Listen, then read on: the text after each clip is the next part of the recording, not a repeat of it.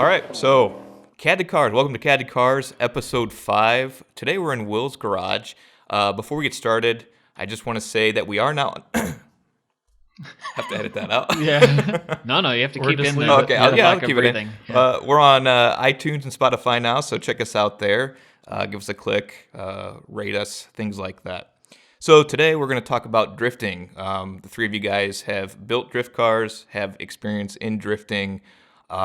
So maybe a good way to get started is to tell us which drift car you have and what it took to build it, or pretty much whatever you guys want to talk about. I don't know shit about drift cars, so I'll let you guys get started. Kev? Well, I mean, Mike's probably been doing this longer than I have, but I've also been a little bit more committed to it than he has. Well, when I moved here, yes. Right. Because I used to do it a bunch back home, and then I moved here, and I was trying to not have all my shit broken at the same time. Well, so I started off because I bought an E36 328 that was kind of clean-ish. I was just looking for a BMW to daily drive. Yeah, the OG winter beater. Yep. Yeah, that's when I moved to Ohio. I just needed something else. I sold my old rusty Toyota pickup, and I was like, I want something rear-wheel drive, something manual, so I can, drifting is interesting. It looks interesting from the outside, and really it's not that hard to get into. But what ended up happening was people convinced me to weld the diff. Yes. Adam welded the diff for me because I didn't have much of any tools here, really. I didn't have welders or anything like that. And then a few months later, I went to my first drift event at Paynesville Speedway in Ohio, which is not a great track. It's super tight. There's mixes of It's not concrete. a good first event. I'm going to jump in there and say that I went to that event. And that's when you went in the E30 also. And I was also interested in drifting. Had never done it before, but went.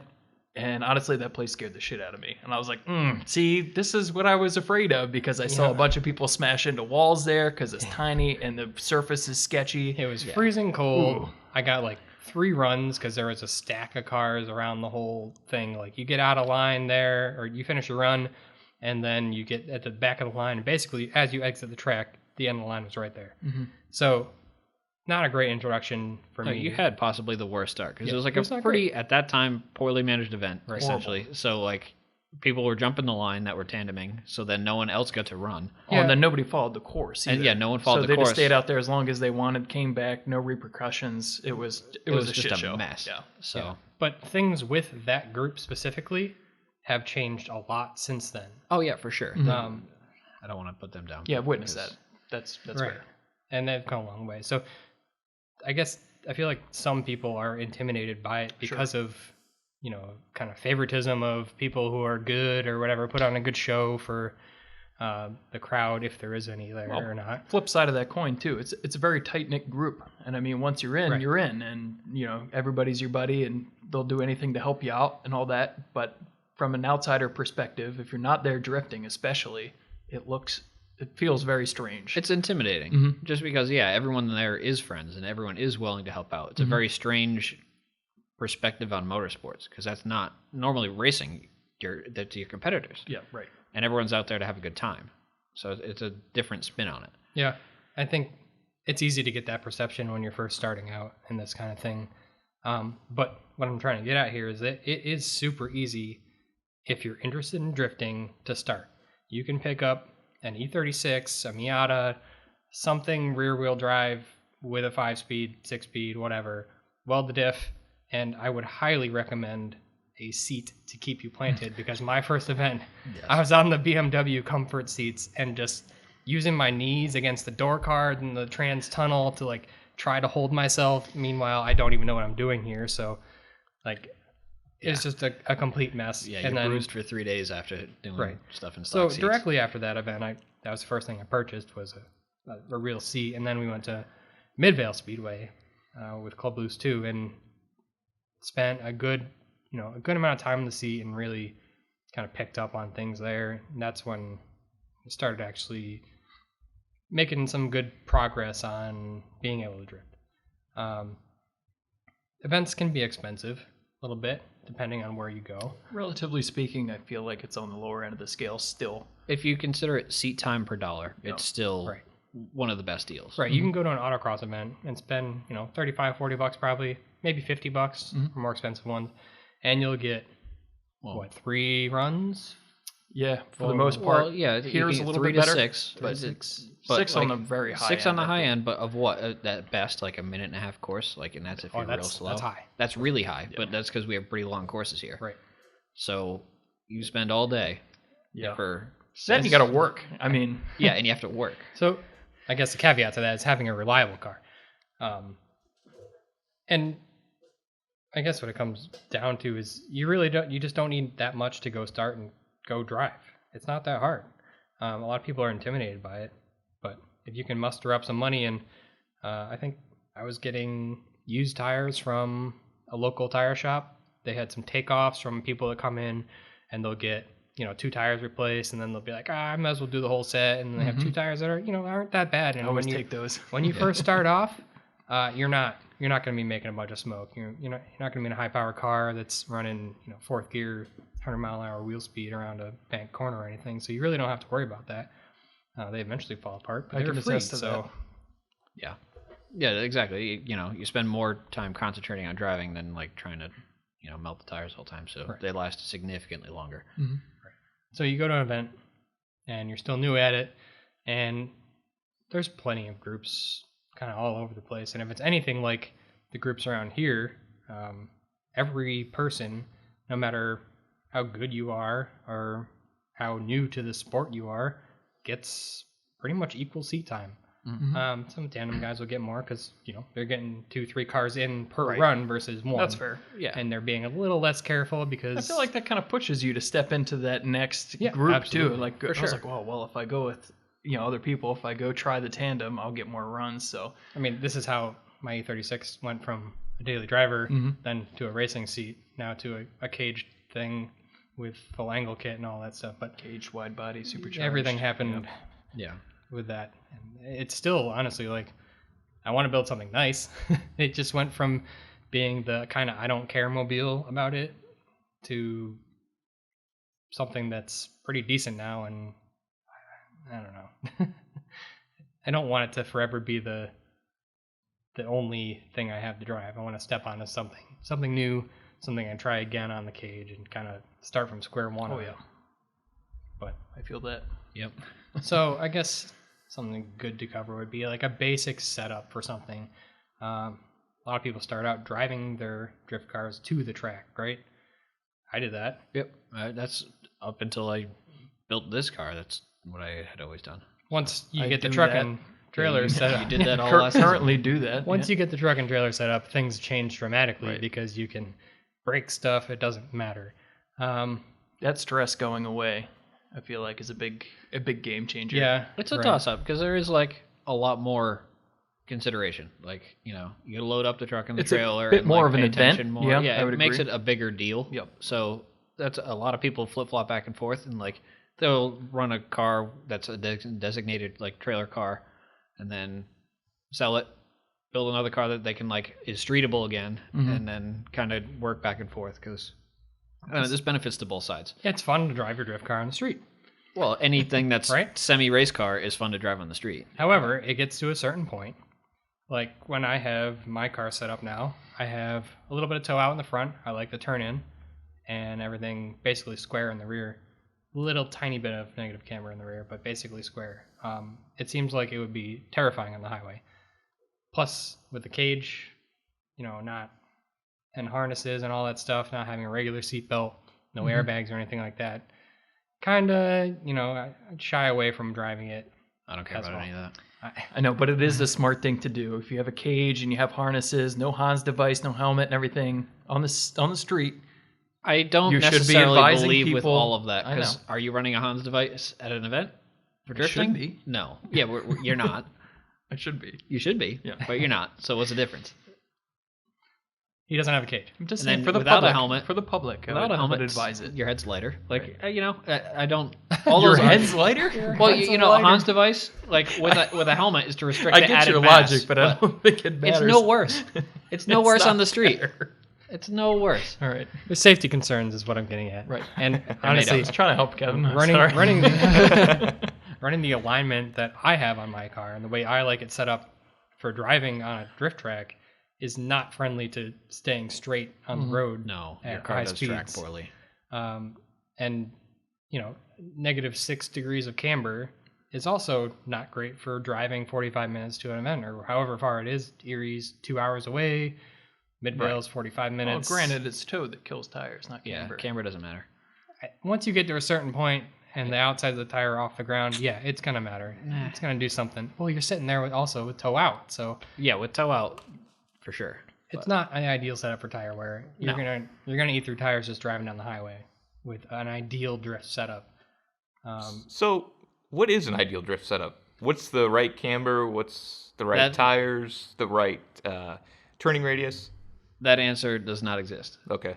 So that's the trouble. Like every platform is different, and then there's different styles of drifting. So like I know I was just talking to these guys. There's a pretty good YouTube video that just came out on, the Japanese style of drifting versus what we do here. And like we treat them kind of like, it's welded diff. It's, set up like a race car. We do roll center correction stuff. We do a bunch of angle. We do a bunch of mods to try to correct the geometry. And in Japan, they don't do a lot of that. They're running limited slips. They're running, roll center, not correction stuff. Like, the car's lower enough where Roll center, not correction plates. yeah, that my words aren't working. But like, when the car's just slammed, your control arms are pointing at the earth, like everything's wrong, and they're running tons of spacers, so you have a ton of scrub, but they're using that to their advantage because it's loading the suspension differently. So it's different styles of driving, and it looks different, like the way they drive versus what we do.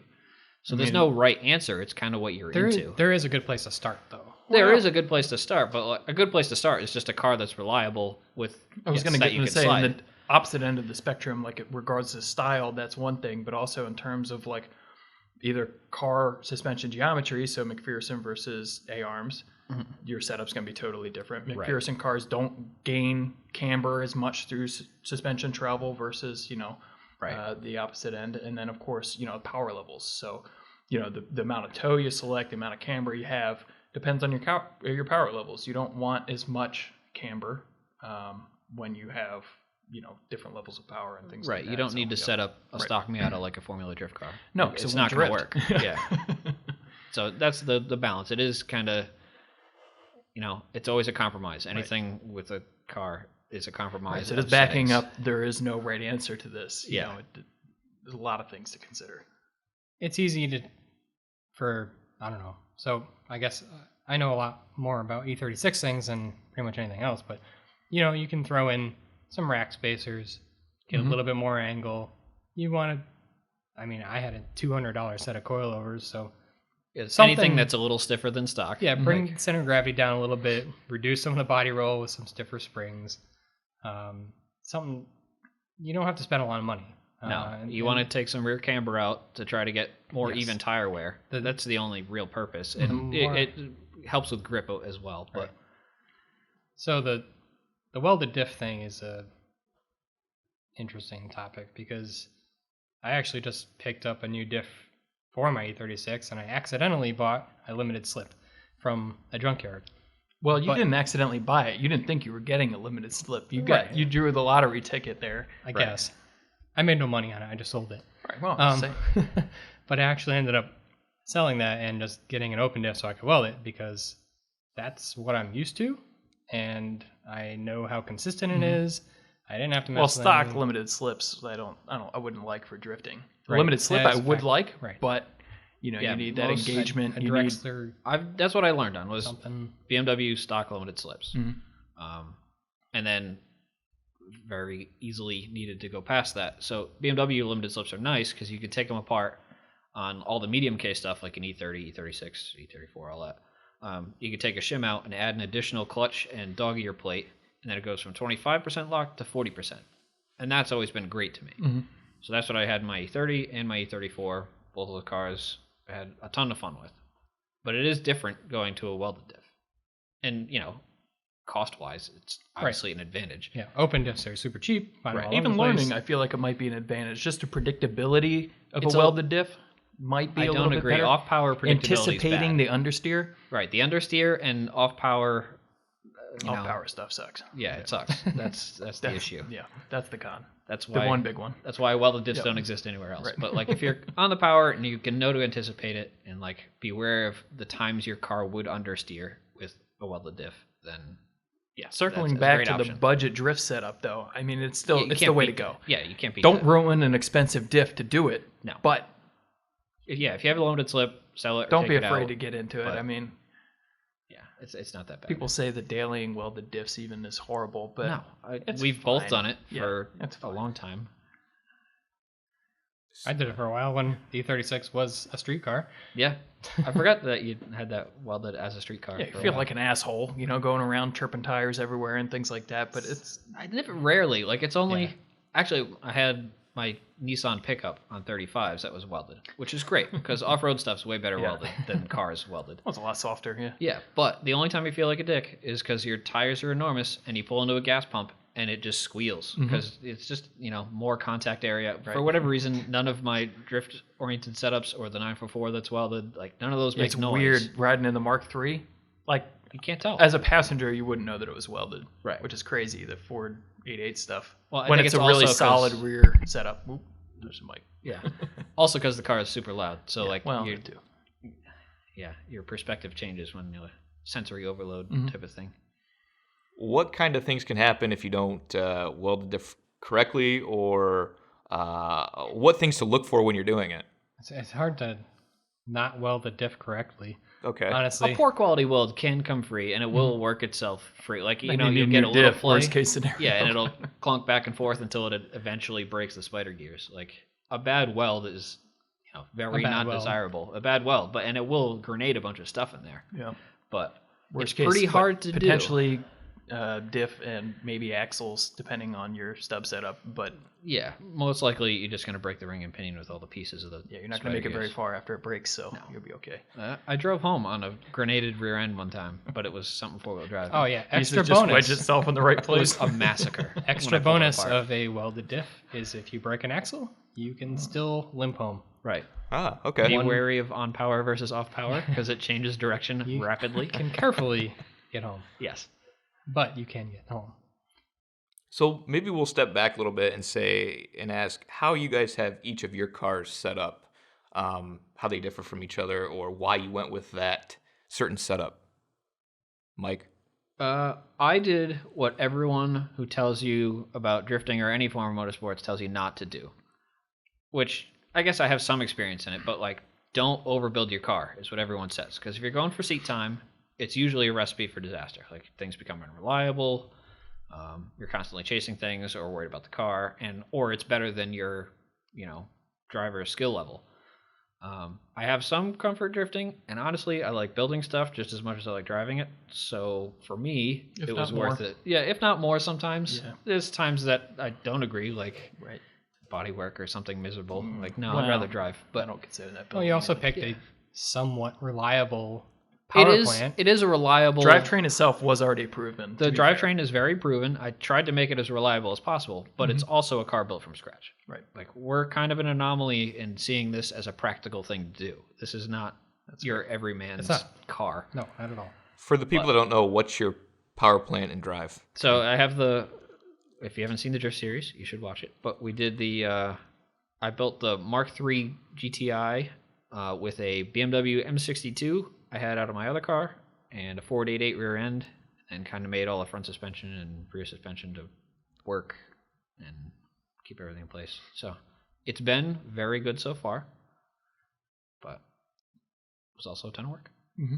Okay. But it's different, and that's kind of, for me, more important almost. Like I know the Nissan 240 is a great drift car, and they're a cool car, but I can't see 15 of them all day drifting. It's funny because you might be able to go toe to toe with the S13, S14, something like that, and they might be even equal drift cars at this point. Granted, you put in probably 10 times more work, but at the end of the day, it's about having the weird thing. For me, it's about having the weird thing. That's not for everybody. Some people just want to be a good driver, and if that's what you're after, right? This is not the recipe for the seat time, for the having fun, getting into drifting. That's not it. Right. And S13 isn't the recipe for that either. No, it's $1 million at this point. Right now, it is. There is a drift tax. Yeah. Okay.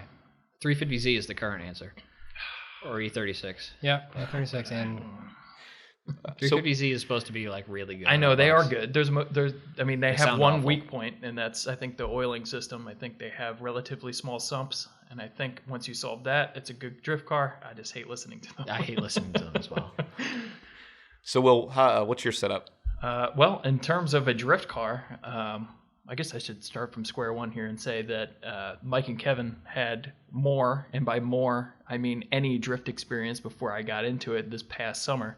And, kind of, I wanted to be included. So, the winter beater turned drift car. Hold on. Not to say that I wasn't pestering you for a long time to bring the true. Miata out to You one didn't of want me these. to do that. Yeah. By the way, one of these events that has just cones in a parking lot, they do exist in case you're afraid of hitting walls.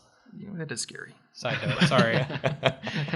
No, I did want to get into it, and we're kind of circling back here for a few minutes, and the whole, like, we talked about Paynesville and how kind of that was a little bit of a put off. Like, I was interested in it, and after going to the first event, I'll say that the thing that really inspired me to like really get into it was being bad at something. I don't like being bad at something. So I went out and I was like, oh shit, this is hard. And I can totally understand somebody coming, from driving around in the streets, sliding a corner at an intersection, feel like king of the fucking world. And you bleep that.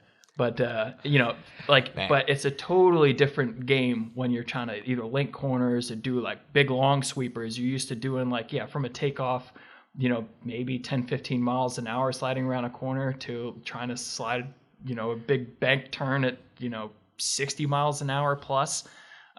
Crazy. And so what really roped me in was being bad at it and wanting to be better at it. So then in terms of the drift car progression, during the process of building the car, we kind of already hit on a couple of these points, but I mean, realistically, you don't really need anything to get out there. And Right. so the car you have is sometimes a good option. Exactly. So the car that I had, obviously the problem at the time was the automatic. So that needed to go. And in reality, in terms of drift modifications, I don't really have any. I swapped it to a manual because that was mandatory. And then in terms of everything else, I mean, it has a set of coilovers on it and a welded diff. There's no angle modifications. It actually has really poor angle. It has pretty bad angle. Could you for explain sure. what it is? It's you said your winter beater. Oh, that's it's very a drift cool. car, Okay. but it's a BMW. People should have watched at this point. 540i. Do your Touring. research, people. Correct. Yeah, it's an E39 540 Touring.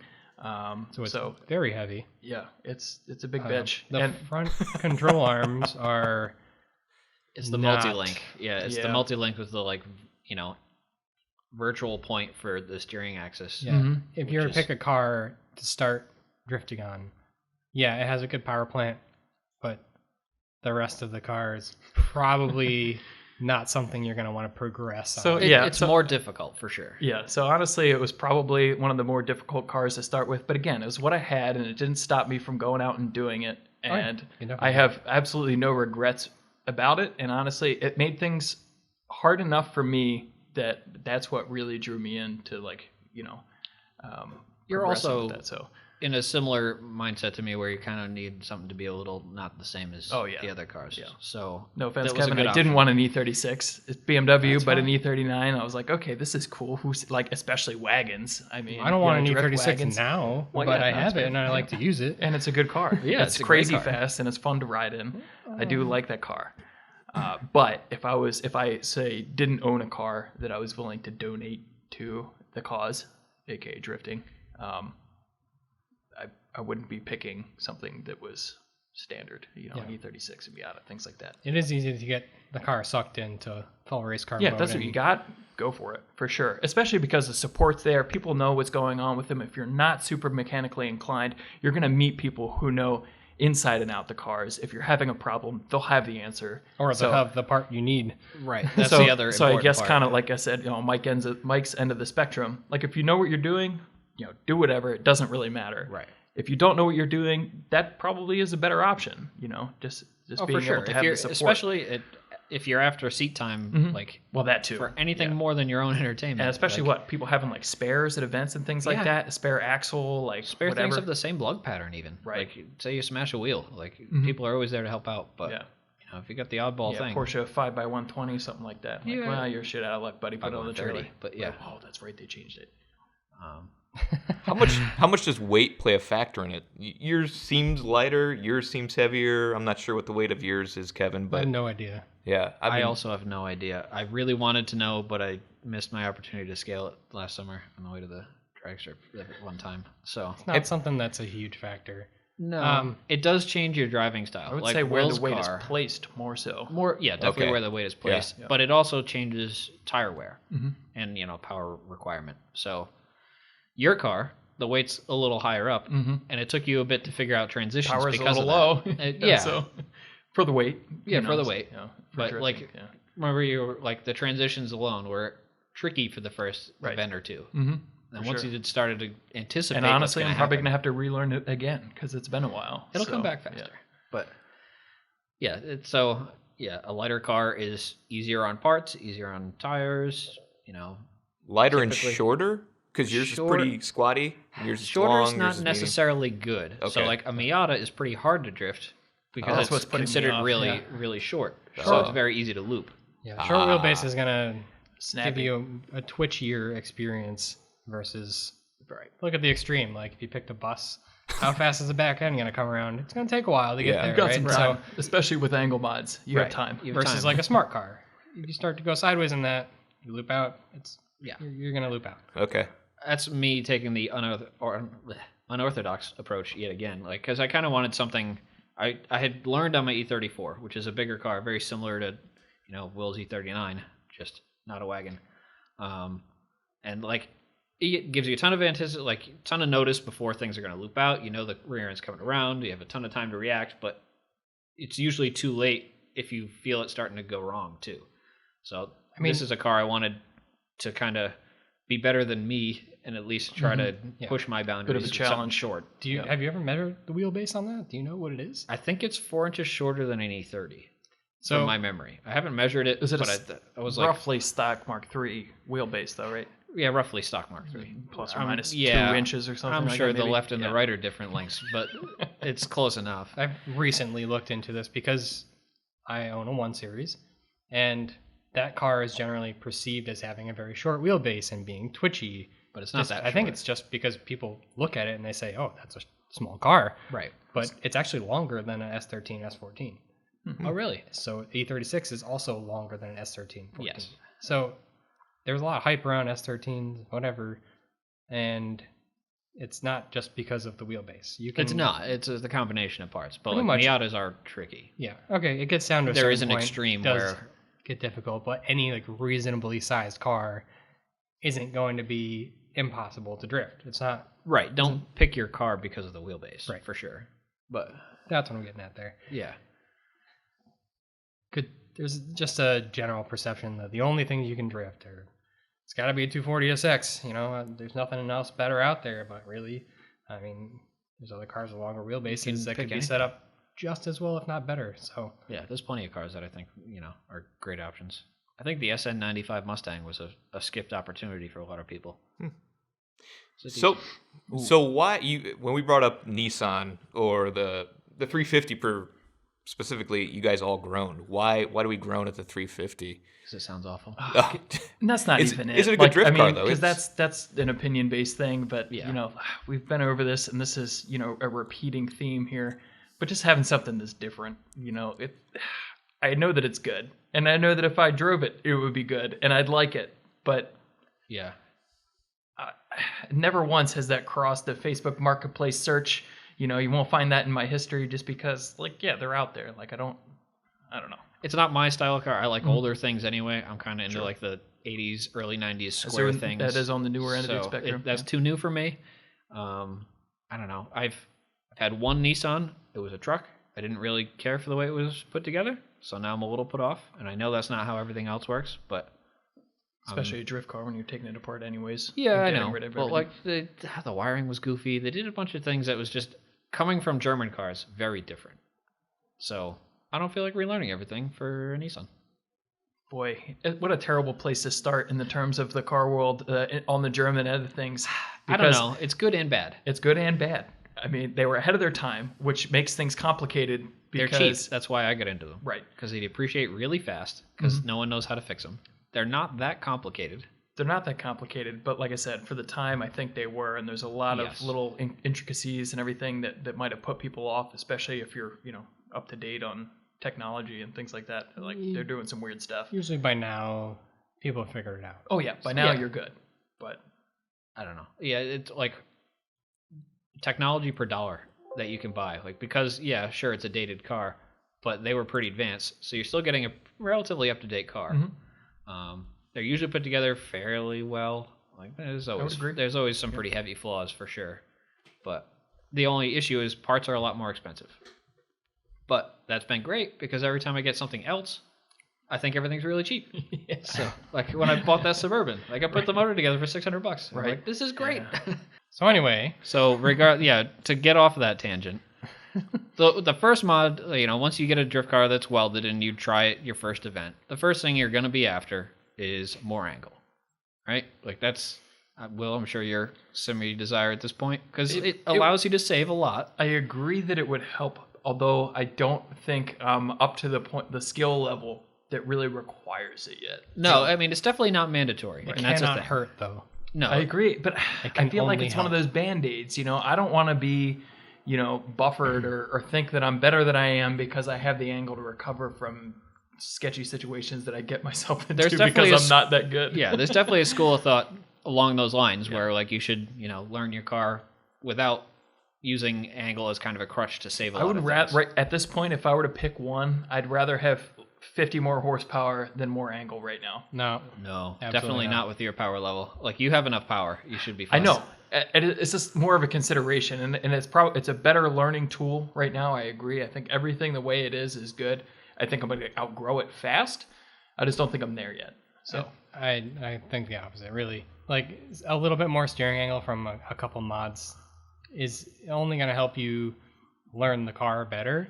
Having a bunch of power, you can kind of cheat around stuff. You can rolling burnout through stuff that's not a ton of angle. Right. For sure. And that's kind of why I'm saying I'm not there yet, because I'm not good at using a hydro yet. I'm not good at knowing when and when not to clutch kick and, RPMs and all those other things. And like I said, I think that's one of those things, just like angle, where it's kind of, a Band-Aid a little bit. I kind of agree, but at the same time, slightly more angle. Like there's a point. You don't need the full Formula D setup where you're getting 70 degrees of angle. But I mean, if you're going to do it. That's agree. Not true at all. I agree. I don't agree at all because what I started out with was factory stuff. And then I moved on to E46 control arms. Mm-hmm. So basically extending out the lower ball joint, getting and the track with rack spacers so that you can, turn the wheel more without running into stuff. Yeah, that's specifically E36 stuff. Without a longer control arm, right. your tire starts to run into things. So and then I should clarify that one of my deciding factors there is also the fact that this is an E39 we're talking about. And any of those changes aren't easy. You're an anomaly. Right. Yeah, that's ignore that. This is not a fair question. No, we're talking about... But like going from... Generally, that's nice because, you can swap out those E46 control arms and you can get more angle that way. But like we said, the suspension setup's goofy. Any significant changes are significant changes. And that's how the progression with my car went was factory to slightly more angle.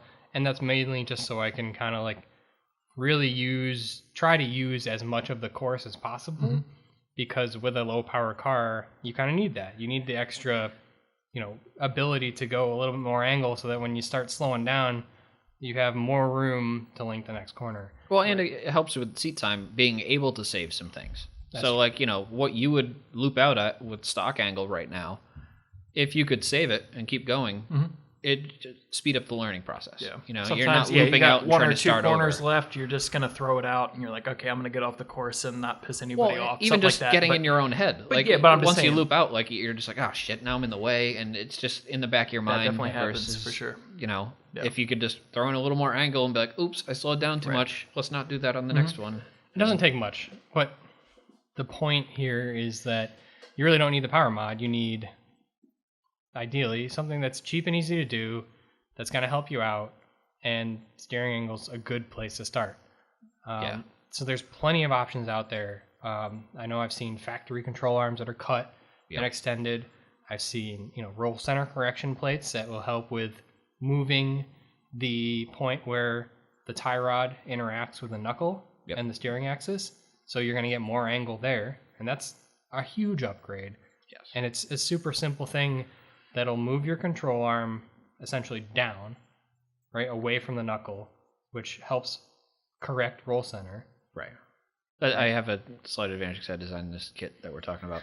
But I wanted to come in a little more vague than specifically your application, but like the things to consider, like going for more angle while you're at it, like the 36 in your instance, you're saying like it's a spacer block below the control arm location and the knuckle, and then that spaces the tie rod down a little bit to fix the roll center as with the control arm, and then you can move that point along that block, which is great because then you can get more angle and you can play with Ackerman.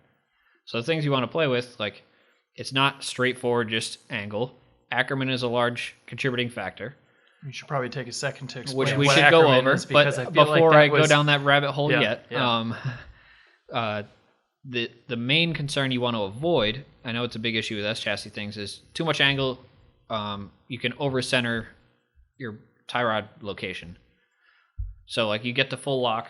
It can, your tie rod's kind of in line with the knuckle location, and it can go past center, and then you can't steer back. I mean, you got to be pretty far out there. Depends on your modification. No, Okay. like some things are a lot easier to get with that. Like, Well, because I'm using a similar your setup. steering rack is usually forward of the center line of the axle. They're So- rear.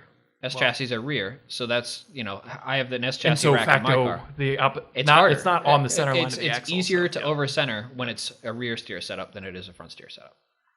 So, yes, I have. That's what I've chased, building the knuckles on my car the whole time. So I haven't experienced that yet. I haven't had that problem. Even with a full angle kit on my car, it doesn't get to a point where I've experienced any binding or anything like that. right. So But that's also that's the advantage of front steer, which is what you have, and it's all relative to Ackerman. So Ackerman, which we should probably dive into a little Yes. bit, is if you look at a car straight down from the top and you're turning a corner in a parking lot, your inner tire needs to turn a sharper radius than your outer tire. Right. So on the outside of the radius. So you're not scrubbing. Now in practice, like that's great for like a wagon or something, but that feels weird in the street car. street. That's like, great for any- That's 100% Ackerman. Like just driving around, zero scrub. That's great for stuff at slow speeds. It actually drives really bad at high speeds, so it kind of gives you some weird steering feel. So most production cars off You're the right. factory are going to have a pretty 60 fair to amount. 70% Ackerman is what I've seen. It depends, but So when you take that same concept and apply it to a drift car where you're actually increasing it, the steering angle beyond the factory limit, you have even more Ackerman, right? At that point, so your the wheels, Ackerman doesn't necessarily. It increases more towards like the outer limits of the steering. Like once you get significantly more angle, it does get a little more severe. But yeah, that's what affects Ackerman is where your birds. Dude, I was like, where are those birds? That's great. Because it was just snowing out.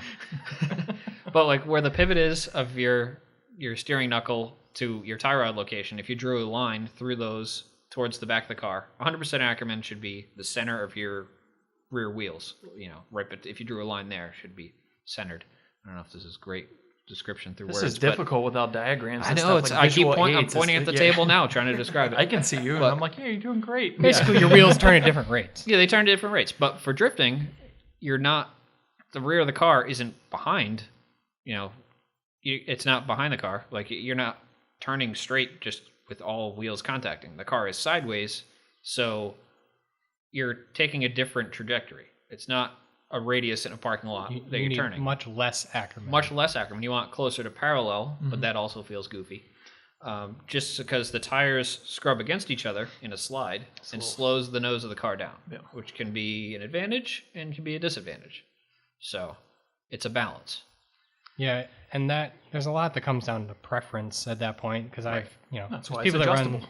right. Somewhat. A lot of angle kits usually come with some kind of insert or some kind of jack screw where you can adjust where the tie rod sits, where the end of the tie rod sits relative to the steering axis, right? Yeah, if you're looking at it top down, kind of Right. left to right outside the car, just that kind of gives you the amount of Ackerman you're getting. it's all relative. It depends on your setup. But like, rack position matters. If you're moving a whole bunch of stuff, it all goes out the window. But you're normally not. If you're starting with a stock car, that's the case. So like the distance from the pivot point stays the same. So that was the same amount of leverage for steering. But it's where that static position is, which changes toe. So if you change Ackerman, you are changing toe. Yep. You have to realign. Which is tough for people that don't have access to an alignment rack like we do. I mean, you can always go the string alignment route. Right. You can string or tape measures will get you close too if you're just on a track. You can get a set of toe plates. Basically, just plates that sit on. You put them up against the front tire or the front wheel, square on each side, and you put 2 tape measures on the front and rear sides of the wheel, and you measure the difference between the two. They'll tell you a rough idea of where your toe's at. Right. Super handy for on-track adjustments if you're making those kind of adjustments. Right. Worthwhile. It's difficult to play with this, at home in your garage because you have to realign after every one, and then you have to go back out, make sure your alignment's the same, so you can comparing apples to apples there. But if you don't have a dedicated track day to yourself where you can just go play with stuff and kind of figure things out, it can be hard. And I haven't really figured out everything. I haven't had much of an opportunity to really play with that because it's never back to back. It's such a hassle. At least a week. I usually will run it for an event and say, okay, that's pretty good, and then kind of make some changes. And next time I go out, I'm like, well, I'm not sure if this made an improvement or not, but I think I'm headed in the right direction type of thing. Or it's either that or I'm just compensating and driving around whatever change I made. So it can be difficult to tell really what kind of changes you're making unless you're doing it at the track and taking the time to... Right, in that case, you'd need like a 3-day drift weekend and a bunch of downtime to even want to think about bothering. You also need with to some be of a that. pretty consistent Well, driver. True. Yeah. That's true. I am not being able to pick up on those little minute changes and everything. For most people, it probably won't make much of a difference. No, more angle will make more of a difference. And towards stock, Ackerman is generally preferred. Like I know a lot of James Dean and Peter there of the Worthhouse Drift Team in FD prefer more of a standard Ackerman setting just from a steering feel perspective, because it's just the way turn in feels. It doesn't pull the wheel out of your hands when you're towards lock. There's a bunch of just driver preference that's involved with it. So most of these things are pretty well figured out in the common chassis by now, right? So if you're going to go and get a roll center correction kit for an E36, it's going to have an Ackerman adjustment that's going to put you kind of close to where you need to be. You have a window with your kit alone that can be, both ends of the spectrum. A little adjustment makes a long ways. So yeah, it doesn't take much. Well, the point was we just kind of wanted to touch on that. We hit the microphone again. Getting a little flaily. You're getting real handsy. But no, I mean, you threw that word Ackerman out there, and it felt like it was worth a little quick dive down into technology land. I was afraid of that because there's no quick dive into Ackerman because it's semi make believe, especially without the diagrams. It's without the diagrams. It's very hard to explain, and it's kind of made up. I mean, hell, you can throw that out there. I mean, you did a video on the Ackerman adjustment for the Turner. I did just the roll center. I didn't even go into Ackerman. Oh, you didn't? Because we'll deal with it. It's another 20 minutes at least, right? Yeah. So we went into roll center, which is difficult to describe. Yeah, and it's funny because you say it's kind of made up because it's super hard to measure too. Because you can turn your wheel statically, look at the car and be like, oh, I think it has, a lot of Ackerman. Like this wheel looks like it's turned more than that. Well, depending on body lines are weird and how much camber and caster you have changes the perspective. It's never a real world situation either. When in drift, body rolled, weight transfer and everything, that messes with all that stuff too. Assuming you don't have bump steer, and that's the other thing that's hard to figure out. So technically, with a steering rack car, you can't have zero bump steer at angle. You can have zero bump steer straight, but at angle it's going to change because the rack telescopes out, and that's not what's happening. At your knuckle, the spindle angle is not perpendicular to the road. Right. So trophy trucks use swing set steering to get it closer, but you can't do that on a car. Right. You don't have anywhere to put any of that. I mean, what it's meant to be is a baseline. Right. Yes. So it's not meant to say, oh yeah, I zeroed out my bump steer and everything, or I zeroed out my toe, or any other alignment specification. Yeah, you want it as close to not affecting your driving as possible. But it's getting you something to measure off of to start with. It's incredible how bad it can be without you noticing. Yeah. That's what's impressive, honestly. I learned that when I first did a string alignment, and I'm like, wow, I did something right. And, honestly, it went from that to an alignment rack and measured those specs later. And I'm like, wow, that's way out. Didn't notice at all. Like, it doesn't matter. Right. It's fine. Try it. It's worth a shot. Yeah. Play with it. Don't Worst be scared. case scenario, you go through a set of tires. Yeah, play with like a little bit early. Definitely play with it. If you look at your front tires and you're getting really weird wear on if you're constantly driving and drifting around a left-hand corner and your inside tire is just torn You're more up. likely to wear out a tire faster because of a blown out shock than you are with like a slightly off alignment spec. Well, I'm saying with the designated drift car. Like, yeah. Like I just redid Yeah, my I'm talking knuckles street cars. completely. Yeah, like I completely cut up my knuckles and redid them again because I was wearing just the inside of the tires out because I was dragging a wheel at angle. So I took it all apart. That car lives at angle, so It lives at angle, so it's worth changing. But And you still don't know how it's going to feel. I have no idea if it's going to be good. Right. Like I completely could have made the car feel terrible. I took it out in the rain once and then cut it apart again. So I have no idea if it's good. But Yeah, it would be good to have a little test arena. We used to have a good parking lot, and then they resealed the top layer, and now it's just an ice skating rink, so it's kind of hard to tell what's going on at all. yeah. Wow. Well, very interesting, guys. Yeah, I'm completely wow. Okay. Hey, Matt. Hey, I'm here, learning every day. Well, we're hitting the hour mark. I know we took a little intermission there, but anything else you guys want to add to this? There's a lot that goes into it. So we're just trying to maybe we'll do a refresher on this at some point, but we're kind of doing touching on getting into drifting and like what your first couple mods should be and what it entails. And I don't know if we made a mess of it or what. We made a huge mess of it. We went to polar opposites of the spectrum. We talked about how easy it was to get into drifting and how none of it matters and it's fine. Weld the diff, go out there. It's worth it. And then we started going down to like trying to explain Ackerman without diagrams. So I agree. It's helpful to at least understand it. And to I try agree, to I get an agree. understanding of what's going on with your car and what kind of changes to make to help you go in the right direction. And really what it comes down to, I think, is the most important thing is how much fun you're having driving. Right.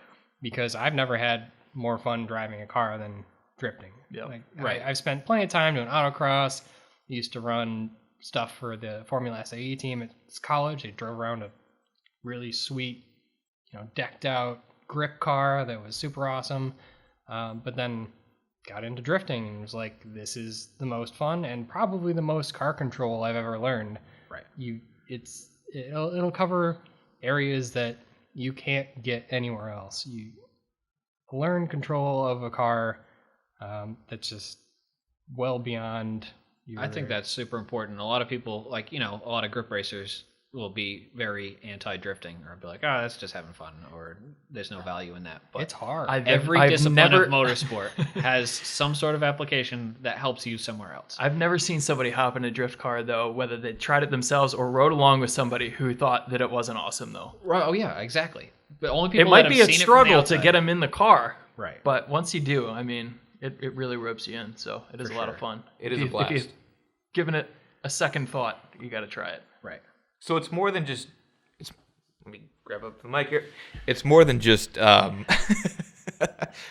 jamming on it, second gear, and hitting e-brake or steering right or steering That's what I left. There's a mentioned lot in the more. beginning. You could think you're, king of the streets or whatever if you can slide around one corner, but that's nothing. It's Yeah. funny. Nothing. Once you have it figured out, or you're in a car with someone who has it pretty figured out on course, it looks very simple because your inputs are very minimal when Very it's going deceptive. right. Right. But when it's going wrong, it's Or a when lot you're harder to learning. get back. Yeah, when you're learning. It is you're funny doing a lot watching different. somebody just like really cranking, like working a wheel, like when they're relatively new at drifting, presumably what I do, and then watching somebody who's really good, and it's just like lackadaisical. Like light it seems flicks so and effortless, grabs and- Mostly Like, just- grab it here, throw it there. bunch of letting go of the wheel, letting Yep. it do what it needs to do, and using your feet. Right, but it's also inputs. having the confidence to know that that's gonna work out for you. Yes, that's important. I did notice that a lot, especially from the interior GoPro stuff, is that you would just let the wheel go and then grab it at the right times. Well, that which does was circle back surprising. a little bit to suspension setup and having, the car do that essentially. You want to set the car up so that it kind of drives Most itself cars in such a way. should do that to Right, some with extent, enough but caster you can and things like definitely that. change things. But to you make can it mess better. that up. You can very easily make it worse. Yeah. But you don't can do a pick the couple of subtle extremes. things. Yeah, it's worth playing with. We're in the position where we understand how this stuff works, although we might not describe it in words great. Words are hard. We're trying, but it's worth playing with. It's not that scary. Do a little research, cut your stuff apart, figure it out. Yeah. Like it's really not rocket science here. No. And it's fun. But it's a ton of fun. Yep. Cool. All right, guys. Well, like we said, we have a whole drift series on YouTube. Check it out. It's youtube.com/ECS Tuning. You'll see the Summer Drift Series. Very detailed builds on all their cars. I'll also put a link in the description on a roll center correction video, just in case you're curious about that. Oh yeah. It's got some good diagrams. And does the have some visual good aids diagrams. really help. It helps with roll center. Yep. Its pictures are 1,000 words. Definitely. And again, we're on iTunes and Spotify now, so check us out there. Every Tuesday, we will be releasing a new episode. All right, guys. We'll catch you next week. Thanks. Right. Bye. See ya.